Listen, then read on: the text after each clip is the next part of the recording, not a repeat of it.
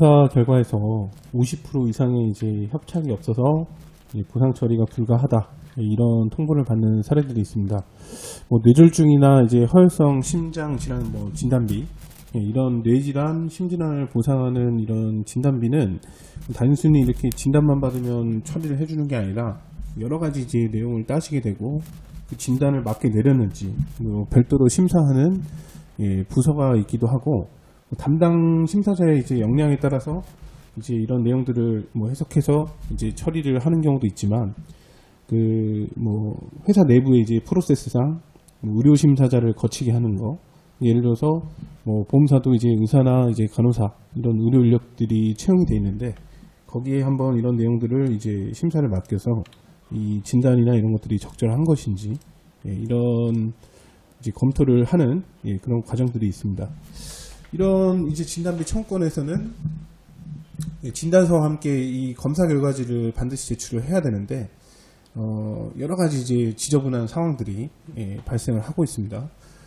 약관에 이제 규정되어 있는 병력이나 신경학적 증상과 함께 진단이 돼야 된다, 이런 기준을 충족하지 못했다, 이런 내용들도 있지만, 해당 질환으로 인해서 나타나야 되는 증상이라든지 신경학적 결손이 없어서 못 주겠다든지 이런 보험 약관에 없는 그런 내용들로도 이제 문제가 생기고 있고, 이런 이제 구체적인 검사 결과에 따라서 다른 진단명이나 다른 분류 코드가 이제 적용이 가능하다, 이런 주장으로 이제 진단비 처리가 되지 않는다, 이렇게 이제 주장을 하기도 하고, 내용이 너무 경미하다, 고령의 이제 일반적인 사람들에서 나타나는 이런 내용들이다, 이런 걸로 이제 질병이 아니다, 이런 식으로 주장하는 경우도 있습니다. 그러니까 사례마다 부지급된 사례들의 이유는 매우 다양하기 때문에 어떤 경우만 문제가 생긴다, 이렇게 이제 볼 수는 없고, 오늘 이제 소개할 사례는 이제 혈관의 협착 정도가 50%가 되지 않는다, 이런 내용으로 이제 부지급되는 그런 거를 한번 보기 위해서 이런 서류들을 준비해 봤습니다. 여기 이제 그 진단서에 50% 이상 협착이 있다 없다, 이런 내용들은 잘 기재가 되지 않고요.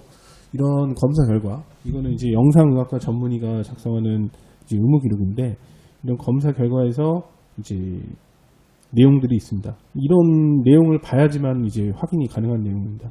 여기에 보면은 마일드 포컬 스테노시스, 이런 식으로 표현이 되어 있는데, 경미한 국소적인 협착이 있다, 이런 내용이거든요. 근데 이런 이제 경미한 협착은 의사 선생님 판단에 따라 좀 다르긴 한데, 이런 협심증이라든지 내 대뇌 혈관의 협착이나 이런 진단을 내리기에 부적절한 결과다, 이런 이제 의학적 판단이나 견해 이런 것들도 있고, 또 이런 주장을 가능하게 만드는 보험사의 이제 소송 사례라든지 이런 것들이 있기 때문에 보험사의 그냥 일방적 주장이라고 이렇게 볼 수는 없습니다.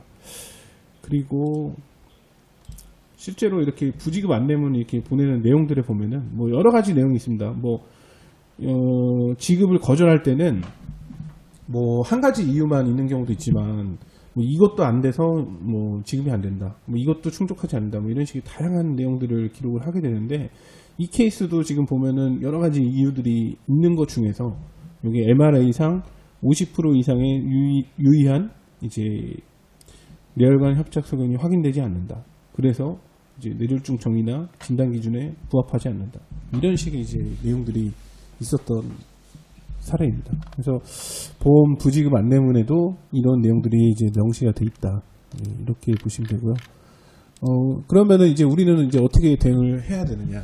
50% 이상 협착이 없다고 해서 무조건 보상 처리가 불가능한 것들은 아닙니다. 물론 이제 사례에 따라서 봐야 되고, 어떤 검사 결과가 나왔는지 이런 것들이 이제 사례마다 이제 차이가 있고, 중요성도 좀 다른데, 보험사 주장하는 그 50% 미만의 협착이라서 무조건 진단비 처리가 받을 수 없는 것은 아닙니다.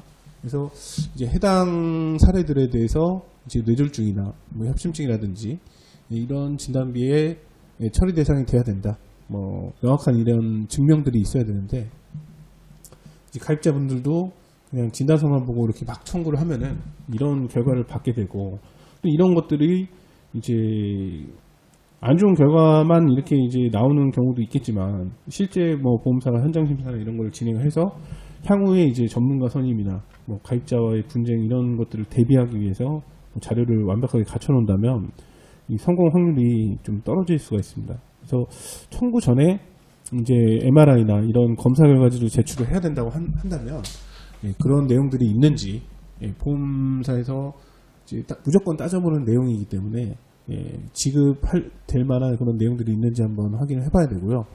가입자가 이제 해석하고 판단하는 게 어려우니까 손해상사 무료 상담 이런 것들을 한번 받아보시는 게 좋을 것 같습니다. 그리고 보험사가 추가적으로 뭔가를 이렇게 하는 것들은 다 이유가 있는 겁니다. 그래서 아무 이유도 없이 뭐 비용과 시간을 들여가지고 하는 뭐 추가 절차를 진행하지는 않기 때문에 그런 상황 발생 시에는 즉시 상담을 한번 받아보시는 게 좋습니다. 감사합니다.